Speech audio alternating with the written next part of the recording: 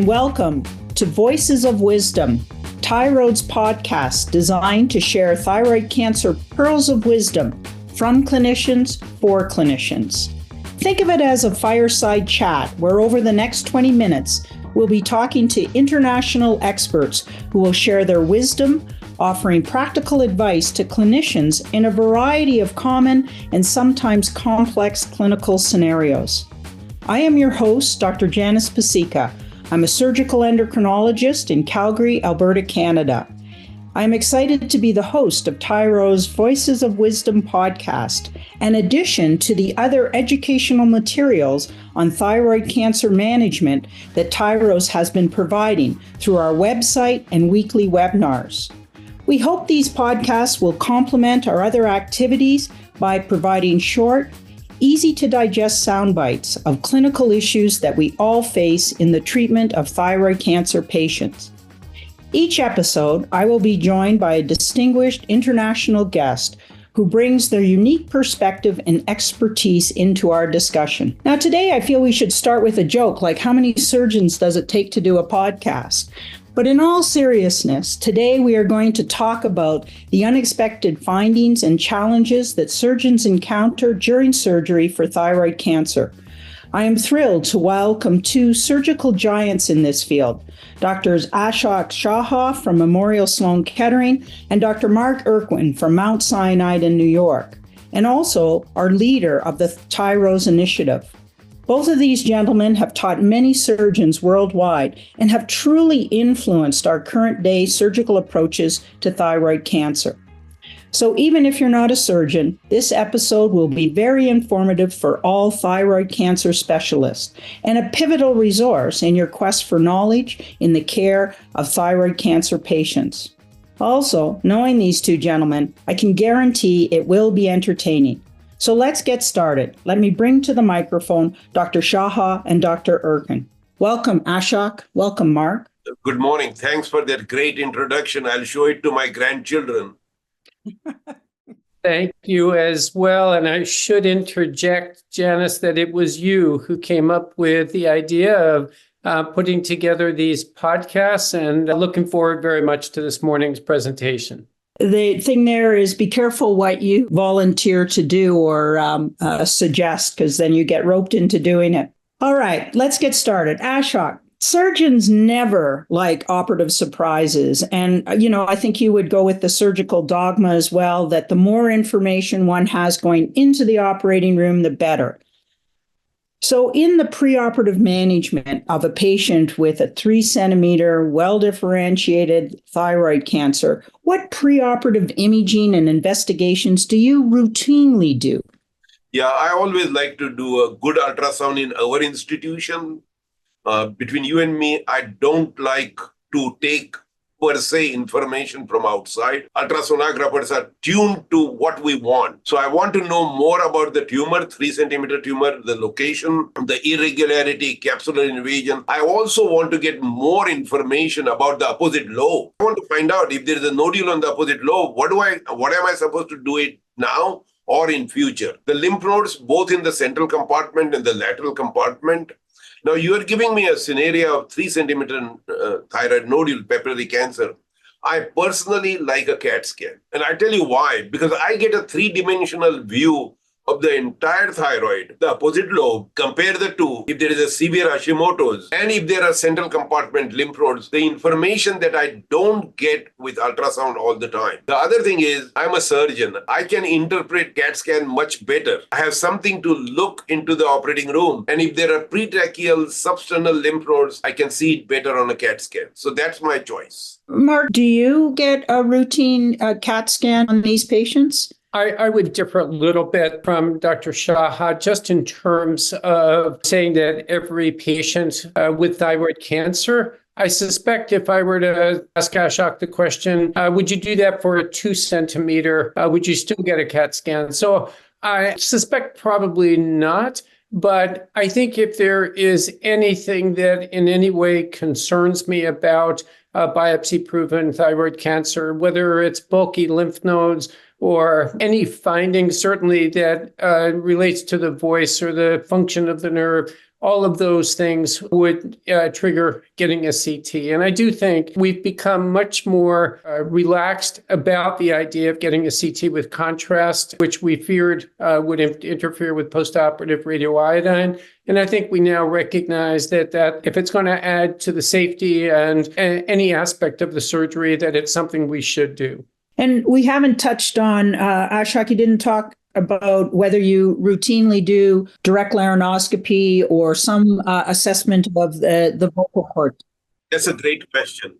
My basic background is a head and neck surgeon, so I can do mirror exam very well. And I think the mirror exam doesn't cost anything. There is no charge to the patient. There's no CPT code. And I can get good information in about 70% of the patients. The remaining 30%, I end up doing a fiber optic. I always like to look at the vocal cords before surgery. And now the way our clinics are, there is a mirror in front of the patient and the patient can see the vocal cords in the mirror. So they feel very comfortable that I have done a full exam. So there was a time when we never took the patient to the operating room without a laryngoscopy or evaluation of the vocal cords. I continue to do the same. Whether it is cost effective or not brings up a lot of questions because the current fiber optic laryngoscopy is quite expensive and one may challenge that. And I will yield to those philosophies, those who think the voice is normal. You don't need to do that. But that's my personal practice. I use the analogy. You wouldn't do a hemorrhoidectomy without rectal exam. So I do the same thing. Mark, I don't know if you can follow with a nice analogy after that, but... Yeah, I have not thought about Dr. Shaha's analogy in enough detail to make an informed comment about that. Ashok, do you happen to have one of those mirrors available? Oh, yes, we do have. In our clinic, remember, ours is one of the oldest head and neck service. Okay. And up until recently, we always looked at the mirror. The only advantage of fiber optic is you can document it. Yes. It becomes a patient permanent record, either video or a picture, which is sometimes important if there is any medical legal issue in future. I think the other adjunct then is also if you do your own ultrasound, you can visualize the vocal cords with an ultrasound while you're doing that. But Mark, you would always document some way the vocal cord function in thyroid cancer patients, or you're selective? I am more selective. I have to be honest. If I have any question, if the exam in any way, shape, or form leads me to be concerned, if there's been any previous neck surgery, that would be a trigger. If by chance the ultrasound demonstrates that the tumor is located on the posterior aspect of the thyroid, I'll definitely do it. In the absence of those things, I wouldn't necessarily do a laryngeal exam. So it's intraoperative challenges. So let's go with one of our first one, and that is from a surgical perspective, that dreaded unexpected invasion into the trachea that you just weren't expecting to find. So Mark, you're in the operating room, 42-year-old female, 3-centimeter papillary. There were no lateral nodes seen on ultrasound, and her direct laryngoscopy was normal. However, when you start to rotate the gland medially, you find invasion into the trachea. And it doesn't seem more than less than a centimeter in size. It's not near the insertion of the nerve. How do you approach this? It's a great, great question. And it's one that always increases the level of anxiety during the operation because I normally will not cover that scenario in the preoperative consent process. That's not something that I will raise in a routine situation. Normally, what I will do is I will go ahead and perform a shave and at that point and send over a biopsy from the tracheal wall to confirm that it is indeed cancer. That's an important intraoperative piece of information. If I don't feel that I can truly remove this with what appears to be a gross or even a microscopic clear margin, then at that point, I will entertain the decision to perform a tracheal resection. And, there's all aspects to that in terms of where it's located, whether it's the tumors in the isthmus, which I've had on numerous occasions with involvement. It is always an uneasy feeling because it's just, as you mentioned, this is an unexpected finding. I haven't discussed it. And normally in that situation, I will go ahead and just, when I get that frozen section back, I'll go out and have a discussion with a family member who hopefully is present and can discuss what we found and what I think is the best option for how to deal with it. And so if I do convince myself that that tumor is invading the wall, and in particular, you can see changes on the intercartilaginous spaces, then I will go ahead and do a tracheal resection. The tracheal resection would involve, if it's just a small little area, just cutting that out and a primary closure at that time, or a flap, or does it depend on the size of the defect? Definitely depends on the size of the defect. And definitely, I suspect Ashok and I may differ a little bit, which I'm going to give him an opportunity to discuss here. But my own feeling about this is your best opportunity. If it's such a small area, then the risk of incurring significant complications for Ashok and I, who have had tremendous experience as head and neck surgeons as well as thyroid surgeons, that risk is really quite small. And so there's a lot you don't know about the pathology of that tumor at the time you're doing this, that if you can clear that disease, I think it gives me a greater sense of relief as a surgeon that I've accomplished my goal. Right, right.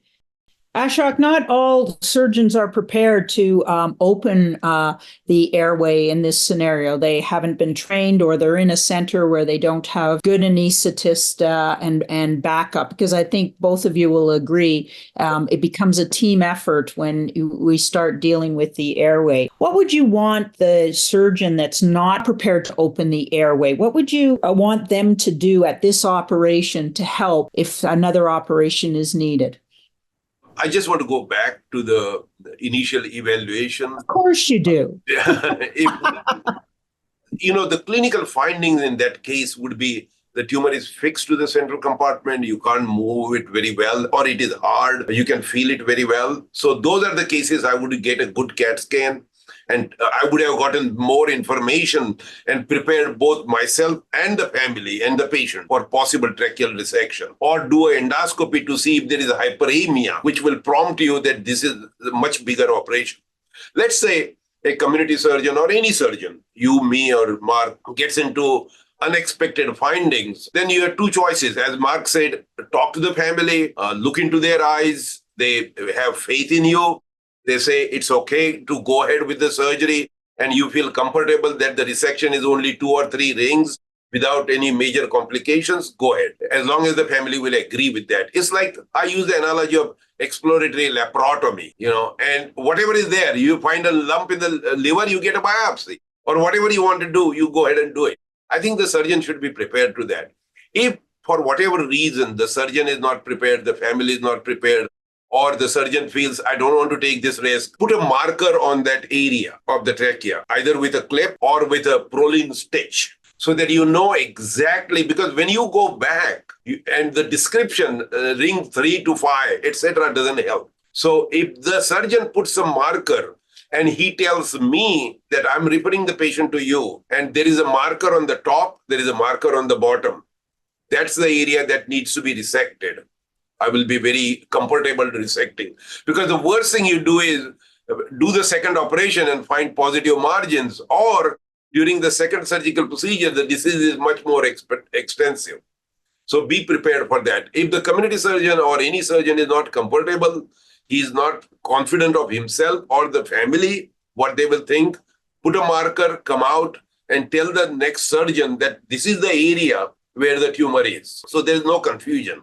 The one other point I want to bring up, because Mark brought it up, that sometimes the isthmic tumors may go into the trachea because that's the closest margin there, or the tumor may go erode into the trachea. One of the trick in those cases is if the resection of the tracheal wall is very small, let's say a dime size, you take the tumor out, you resect the trachea, get the margin frozen section, and put a number 4 tracheostomy tube. 7 days later, take the tube out, everything is fine. This is a small trick that surgeons should have in their armamentarium. It is not good for the lateral defect, but it is very good for the anterior defect. And within 7 days, you do the tracheostomies on pulmonary issues, you take it out, everything is fine. The area will heal, no problem. So that's my recommendation. Yeah, that's a great little trick. Mark, I'm always concerned what looks like to be a small little area involved, that when you start cutting it, it becomes bigger and bigger. And so a little bit of a cautionary tale. We don't want people on this podcast to think if it looks small, just cut it all out at the first operation. Can you give us some basic rules about what to anticipate when you are going to embark on a tracheal resection? Yeah, so let me just back up and I'll get to that. Two quick points. As Ashok says, I do think that when you do have that conversation, and I will say that on my way to the family waiting room, I'll usually take out my cell phone and dial Ashok and say, Ashok, here's my deal. I'm really in knee deep. What do I do now? But when I do that, I will, if you look at a family member and say, I'm either going to leave cancer or I'm going to take it out, it is extraordinary that if they have faith in you, that they're not going to say, please get rid of the cancer. That's my primary goal here. So I think it's always more comforting to have had that conversation and explain it than not.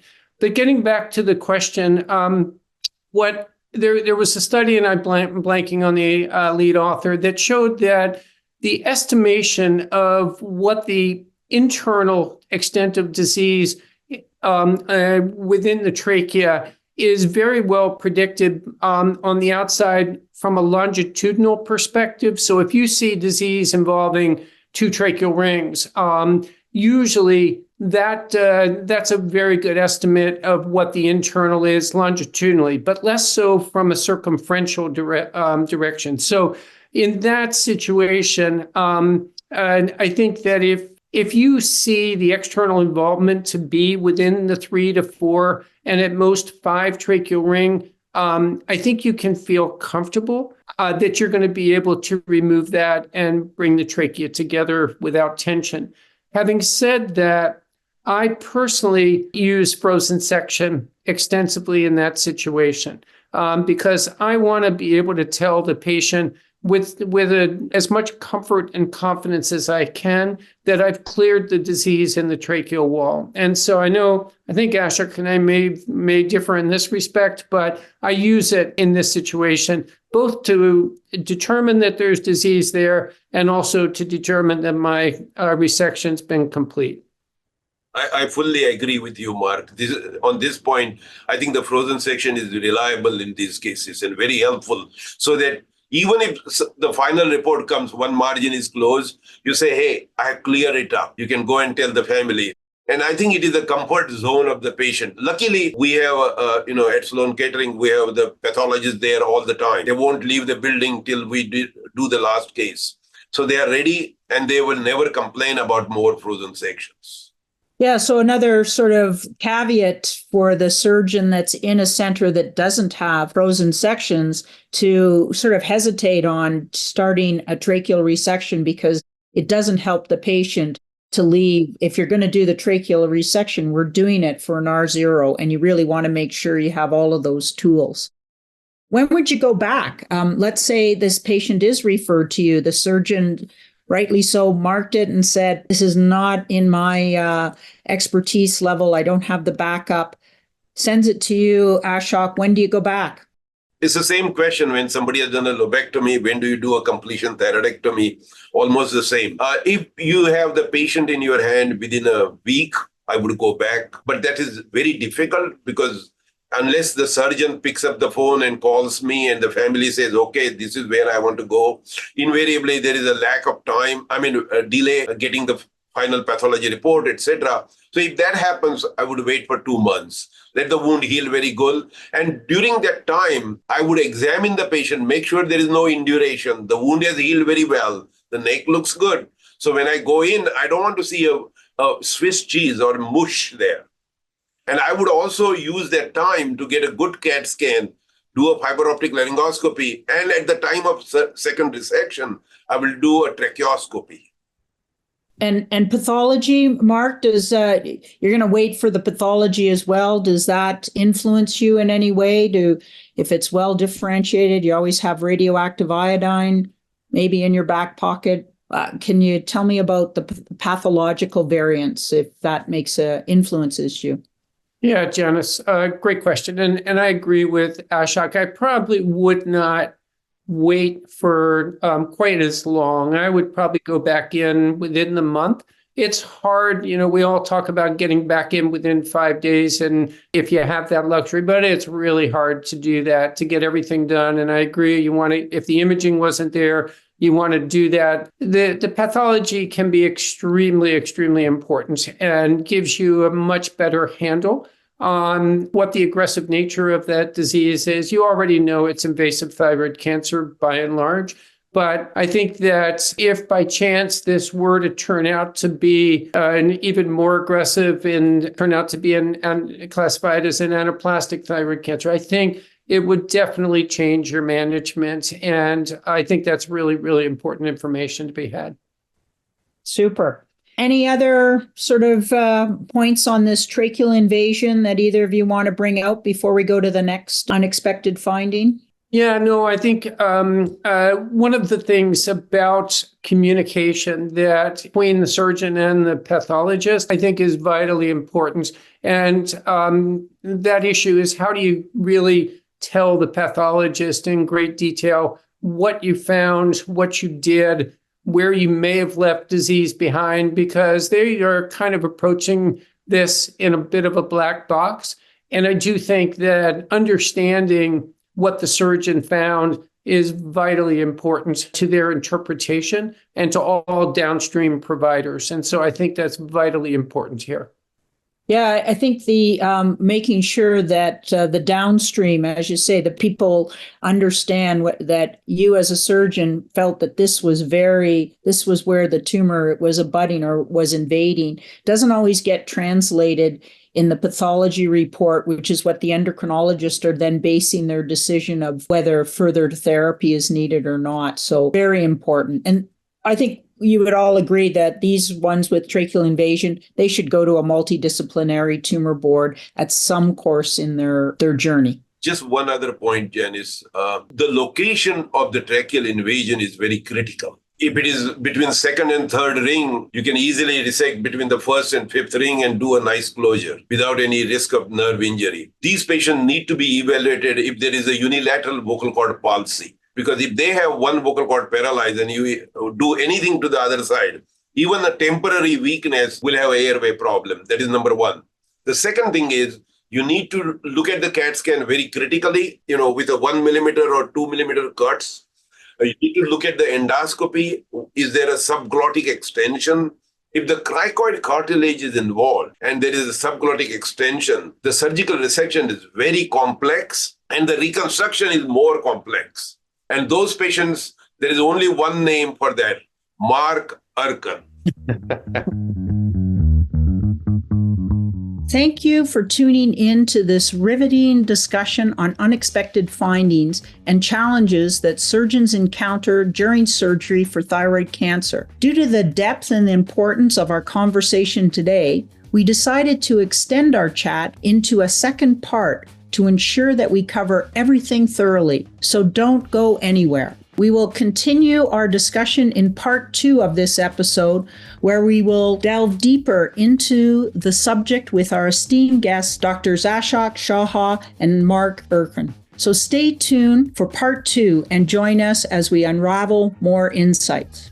If you have any questions or suggestions for future podcasts, please email us at voicesofwisdompodcast@gmail.com. And if you liked our podcast, please subscribe to our webinars, which air live every Friday morning at 8 a.m. Eastern Time. This is a series for thyroid clinicians and researchers that cover breakthroughs in thyroid cancer research and treatment in the form of journal clubs, state-of-the-art lectures, multidisciplinary tumor boards, and a lively panel discussion. Just visit tyro.expert/subscribe or click on the link in the description. As with the other podcasts, I want to leave you with Yet again, another quote from my hero, Sir William Osler, who said, "The practice of medicine is an art, not a trade, a calling, not a business, in which your heart will be exercised equally with your head." Reflect on that today as you enter the OR or wrap up your clinic. And with that, I wish you all a pleasant day.